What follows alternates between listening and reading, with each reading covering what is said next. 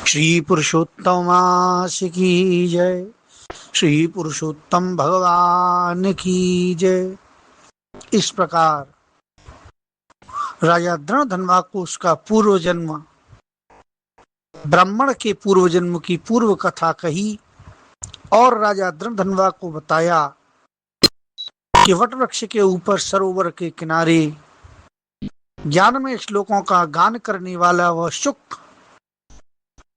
पूर्व जन्म का ब्राह्मण शरीर का तुम्हारा पुत्र था। उसने यह विचार किया कि उसका हित चिंतक करने वाले पूर्व जन्म के पिता तुम ही हो, इसलिए उसने इस प्रकार के वैराग्यपूर्ण श्लोक बोले।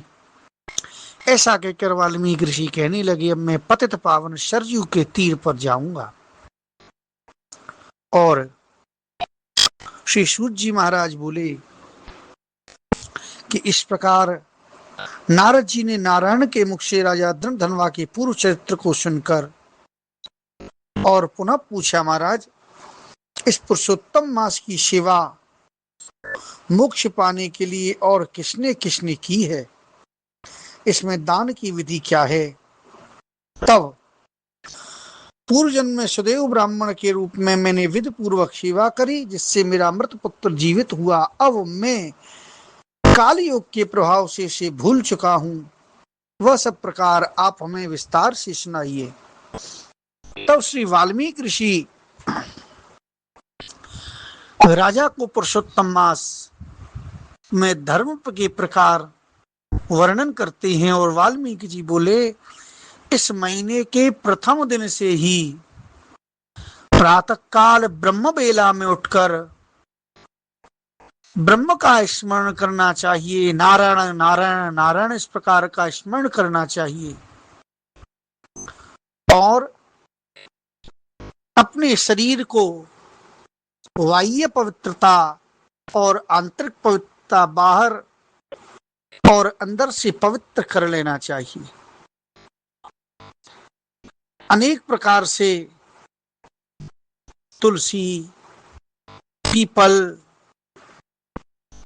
बड़ इत्यादि जो वनस्पति हैं उनको भी भगवत स्वरूप ही जानना चाहिए। घर से बाहर समुद्र में मिलने वाली जो नदियां हैं उनमें स्नान करना परम पवित्र है। यदि समुद्र में मिलने वाली कोई नदी न हो तो घर से बाहर निकलकर सूर्योदय से पूर्व ही किसी तालाब में, कुआं में, बावड़ी में स्नान करना चाहिए। वह मध्यम श्रेणी का स्नान है। स्नान के बाद में तीर्थ के देवताओं को तर्पण करे, अपने पितृश्वरों को तर्पण करे, देवताओं का स्मरण करे और घर में स्नान करना जो गृहस्थों के लिए वह साधारण स्नान बताया गया है। स्नान के बाद में शुद्ध पवित्र वस्त्र धारण करके, पुरुष को कंधे पर अंगोछा धारण करके और पवित्र स्थान पर आसन बिछाकर पूर्व की ओर मुख करके या तो उत्तर की ओर मुख करके पुरुष को अपनी शिखा में गांठ लगाकर बैठकर दोनों घुटनों के बीच हाथ करके और भगवान का स्मरण करना चाहिए, अर्थात पद्मासन लगाकर भगवत स्मरण करना चाहिए। भगवान नामों के द्वारा केशवाय नमः, माधवाय नमः, गोविंदाय नमः इन नामों का उच्चारण करके जल का आचमन करना चाहिए। मस्तक पर गोपी चंदन का तिलक। राजा इस गोपी चंदन की बड़ी भारी महिमा है। जिस प्रकार तुलसी की महिमा है, सालिग्राम की महिमा है, उसी प्रकार गोपी चंदन की भी महिमा है। अथवा तो तीर्थ स्थान की मिट्टी से ही तिलक धारण करना चाहिए। यदि संभव हो तो 12 चिन्ह पुरुष को अपने कंधे, हृदय, वक्षस्थल इत्यादि पर धारण करनी चाहिए। ये शंख, चक्र, गदा और पद्म के चिन्ह जीव के पापों का नाश करने वाले हैं। जिसके शरीर पर गोपी चंदन से बने हुए या तीर्थ की रज से बने हुए शंख चक्र इत्यादि दिखते हैं, वह मनुष्य केवल मरण धर्म ही नहीं, वह भगवान के शरीर के समान शरीर वाला हो जाता है। उस मनुष्य के पाप भी चक्रादि धारण करने से पुण्य के रूप में बदल जाते हैं। इसके बाद पुरुष को यदि ब्राह्मण क्षत्रिय इत्यादि है तो अपने वैदिक कर्मों के द्वारा भगवत स्मरण करना चाहिए, और यदि स्त्री इत्यादि हैं तो उनको भी भगवान नामों का जाप करना चाहिए। पुरुष को गायत्री मंत्र का जाप करना चाहिए, सूर्य भगवान को अर्घ्य देना चाहिए, और इस प्रकार भगवत सेवा करते हुए संपूर्ण दिन को व्यतीत करे। दिन के पहले भाग में अपने नित्य कर्म को करके पुनः श्री पुरुषोत्तम भगवान की आराधना करे। ओम नमो भगवते वासुदेवाय, वासुदेवाय नमः, श्री हरि शरणम इत्यादि मंत्रों के द्वारा भगवान नारायण की आराधना करे। धुली हुई या लिपि पुती शुद्ध भूमि पर मन और वाणी को वश में करके एक चौकी पर चौकोर मंडल बनाए।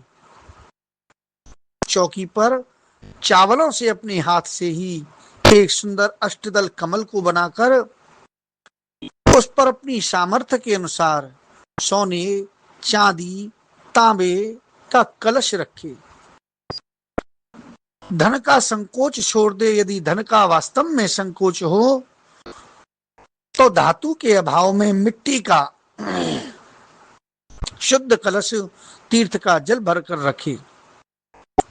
कलश स्थापना के बाद उसमें तीर्थों का आवाहन करे, स्मरण करे तीर्थों का कि गंगा इत्यादि संपूर्ण नदियां मेरे द्वारा स्थापित इस कलश में सप्त सागरों के सहित विद्यमान हो। इसके बाद रोली, चावल, फूल, धूप, दीप से उस कलश का सर्व तीर्थमय स्वरूप जानकर, भगवान विष्णु का स्वरूप जानकर उस कलश का पूजन करे।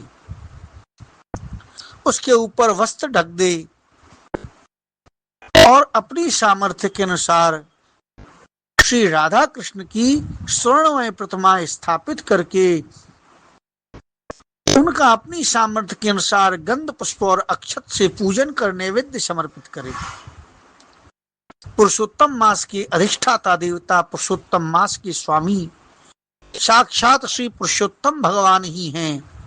इस मास में पुरुषोत्तम भगवान का पूजन ही जीव का परम कर्तव्य है। यही इस मास का धर्म है। मनुष्य को बार बार अपने गांव, धन, पुत्र, घर इत्यादि तो प्राप्त हो जाते हैं, किंतु ये मनुष्य शरीर उसे धर्म करने के लिए बार बार प्राप्त नहीं होता। इसलिए इसको धर्म के लिए शरीर का रक्षण भी करे। माता, स्त्री, पुत्र, पिता आदि कोई भी परलोक में जीव की सहायता के लिए उपस्थित नहीं होते। यह नितांत सत्य है। केवल धर्म ही वहां जीव की सहायता के लिए उपस्थित रहता है। राजन, बुढ़ापा तो शिंगनी के समान मनुष्य को डराता है। वृद्धावस्था से किसे डर नहीं लगता। वृद्धावस्था कौन चाहता है। रोग, व्याधि जीव के पूर्व शत्रु हैं ही, किंतु वृद्धावस्था में जब ये शरीर अशक्य हो जाता है तो ये रोग और व्याधियां भी अधिक सताती हैं। जीव की आयु नित्य फूटे हुए बर्तन में भरे पानी के समान धीरे धीरे नष्ट होती रहती है। जीव के पास जो धन है वह भी जल की तरंगों के समान चंचल है। कभी एक स्थान पर रहता है, कभी दूसरे स्थान पर रहता है। यौवन भी, युवावस्था भी जवानी के भी मुरझाने वाले फूल के समान है, जो कुछ समय बाद स्वतः ही नष्ट हो जाती है। और सांसारिक सुख जीव को स्वप्न के समान है और निरर्थक है। इस प्रकार धन, ऐश्वर्य, मन तथा सांसारिक सुख सब चलायमान हैं। अतः इनसे सहज वैराग्य जीव को अपने हृदय में धारण करना चाहिए। संसार में रहकर भी, परिवार में रहकर भी भगवान पुरुषोत्तम का ही वह सब मानकर और पुरुषोत्तम भगवान का पूजन करना चाहिए। जिस समय धन, मन तथा पात्र और देने वाला योग्य हो, उस समय तुरंत ही जीव को दान कर देना चाहिए। जिस समय